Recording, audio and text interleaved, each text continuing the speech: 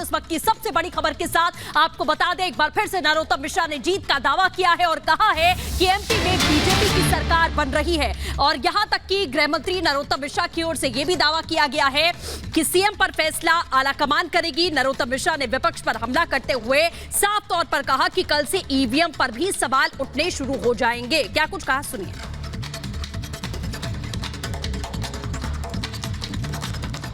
कल तक रुक जाओ, कल से ईवीएम पे सवाल खड़े होंगे।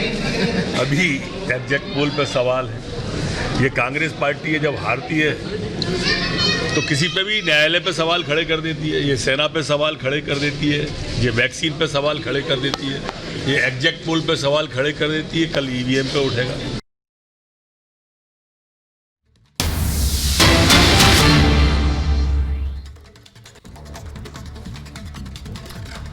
तो चलिए उस बीच बड़ी खबर आपको बता दें, कांग्रेस नेता जीतू पटवारी ने बड़ा दावा किया है।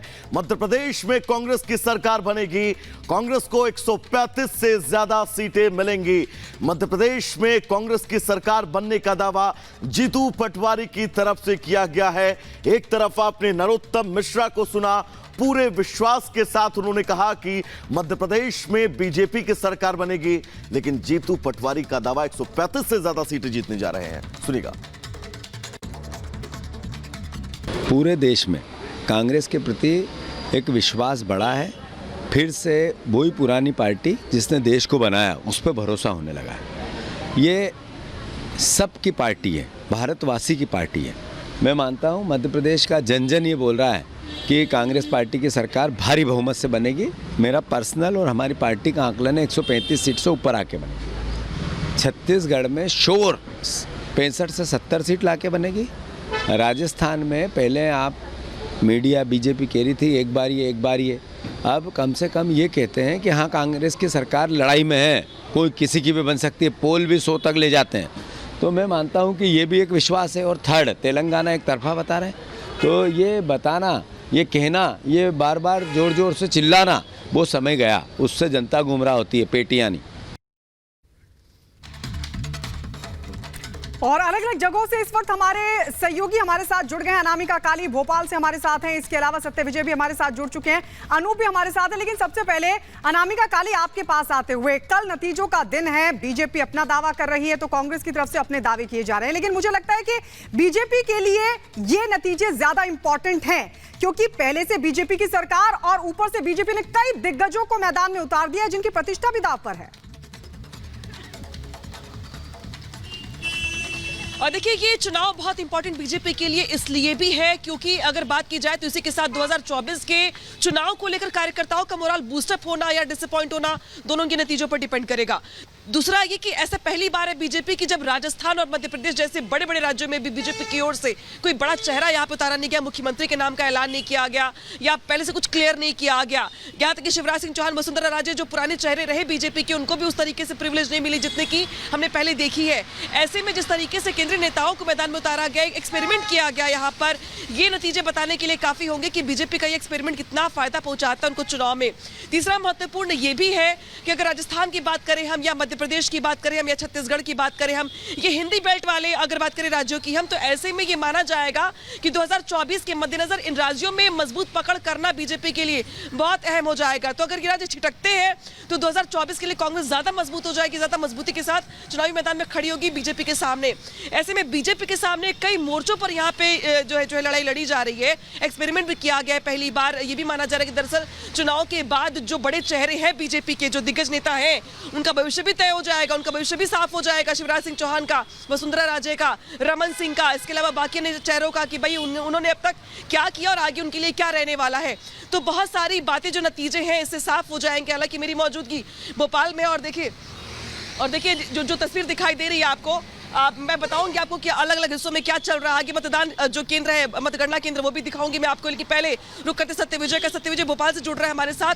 सत्य विजय, अब दौर चल पड़ा है मेल मिलापों का, मुलाकातों का, गुणागणित सेट करने का, समीकरण बिठाने को लेकर क्या अपडेट मिल रहा है आपको? क्योंकि दावे अपनी अपनी ओर से किए जा रहे हैं, लेकिन पलड़ा किसका भारी है?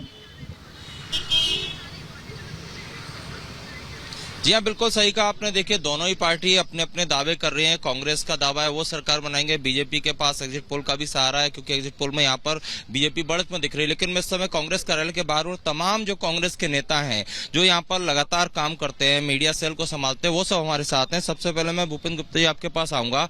दावा ये हो रहा है, एग्जिट पोल में भी आ रहा है कि मध्य प्रदेश में भाजपा। नहीं, देखिए, ये तो केवल दावे हैं। दावे तो भारतीय जनता पार्टी मंगल ग्रह तक जाने के करती है, लेकिन उनकी दुकान बंद है। और मैं आपसे ये कह रहा हूँ कि एक नया फिगर आपसे बात करता हूँ कि पूरे देश में लगभग 650 विधायकों के चुनाव हो रहे हैं। इन 650 विधायकों के चुनाव की जब जो है जमानत जब्त की टैली बनाई जाएगी, हिंदुस्तान में नंबर 1 पर भारतीय जनता पार्टी होगी। देश में सर्वाधिक लोगों के भारतीय जनता पार्टी की जमानतें जब्त होंगी। ये आप नोट कर लीजिएगा। ये शोर वहां मचा रहे हैं जहां पर इनको जो है सहारा लेना पड़ रहा है एग्जिट पोल का। और लोगों से बात करते हैं। आप बताइए सिद्धार्थ जी, आप भी कांग्रेस के यहाँ पर कार्यकर्ता है, नेता है, क्या लग रहा है बीजेपी जो दावा कर रही है? देखिए, ये एग्जिट पोल है, ये एग्जैक्ट पोल नहीं है ये। और कहीं ना कहीं भारतीय जनता पार्टी एक भ्रम और एक वैक्यूम बनाना चाह रही है, पर कांग्रेस और जनता दोनों ही इस चीज को देख रहे हैं। और हमारे जो कार्यकर्ता हैं वो मनोबल के साथ पूरे मैदान में हैं और कल चौंकाने वाले परिणाम आएंगे। आप 12 बजे के बाद देखिए, यही भारतीय जनता पार्टी और इनका केंद्रीय नेतृत्व जिस कुर्सी पे बैठे होंगे 4-4 फुट ऊपर उचकेंगे। मैडी, आप बताओ कि दावे तो हो रहे हैं, लेकिन कांग्रेस के विधायकों को यहाँ बुलाया भी जा रहा है, कल जीत जाएंगे उसके बाद, तो क्या कुछ टूट फूट का डर है? कोई डर नहीं है। 17 तारीख को इस प्रदेश की जनता ने 20 साल के भ्रष्टाचार वाली सरकार को एग्जिट कर दिया है, पूरे तरीके से यहाँ से भगा दिया है। और कल जो रिजल्ट आएंगे वो आपको बताएंगे कि इस प्रदेश में जो कांग्रेस आएगी, खुशहाली लाएगी, कि पॉजिटिव नारे के साथ थे हम। वो दावे नरोत्तम मिश्रा का भी हमने सुना, शिवराज सिंह चौहान का सुना, ज्योतिरादित्य सिंधिया का सुना, सब ये कह रहे हैं बीजेपी। आप लोग को क्या लग रहा है? सत्या जी, लोकतंत्र में नेताओं के दावे शायद उतने महत्वपूर्ण नहीं है, लेकिन जो जनता 19 वर्षों से प्रताड़ित थी इस प्रदेश की, जिसने इस प्रदेश में मुर्दों का इलाज होते हुए देखा, जिसने इस प्रदेश के अंदर 1 करोड़ युवाओं के भविष्य को बर्बाद होते हुए देखा, जिसने यहाँ पर मासूम बच्चों के मिड डे मील को नेताओं की जेब में जाते हुए देखा, वो जनता का जनादेश जो रहता है वो सर्वोपरि रहता है और वो कांग्रेस के साथ है। जनता का जनादेश सर्वोपरि रहता है। बघेल जी, आप बताइए कि मेल मिलाप का दौर भी शुरू हो गया है, क्या ऑपरेशन लोटस जैसा कुछ हो सकता है? आप लोग को डर है? नहीं, ऑपरेशन लोटस जैसी तो कोई बात ही नहीं है, क्योंकि कांग्रेस स्पष्ट बहुमत से सरकार बनाने वाली 135 से अधिक सीटें कांग्रेस की आने वाली हैं, और न सिंधिया जैसा कोई गद्दार बचा है, तो ऑपरेशन लोटस जैसी स्थिति कहाँ पैदा हो रही है? सर, आपसे अंतिम सवाल, क्या कितना आप लोग आकलन कर रहे हैं, कितनी सीटें आप लोग की आएंगी? 140 प्लस। इससे शायद कांग्रेस यहाँ पर आ रही है और धूम मचाकर जो है ओपीएस पर जनता ने, बेरोजगारों ने और वो महिलाएं जिनकी इन्होंने पेंशन रोक ली थी 6 महीने से, वो सब। लाडली बहना भी तो है। लाडली बहना तो पहले से ही भरी हुई है, उसमें कोई दिक्कत ही नहीं। कितनी वोट बढ़ेंगी, लेकिन ये 1 करोड़ वोट कहाँ जाएंगी जो हमारे पक्ष में आई हैं? चलिए, तो देखिए, तमाम कांग्रेस के नेता थे जिनसे हमने बात करी कांग्रेस कार्यालय के बाहर ही। इन सबका ये दावा है कि कल जनता का जवाब मिल जाएगा।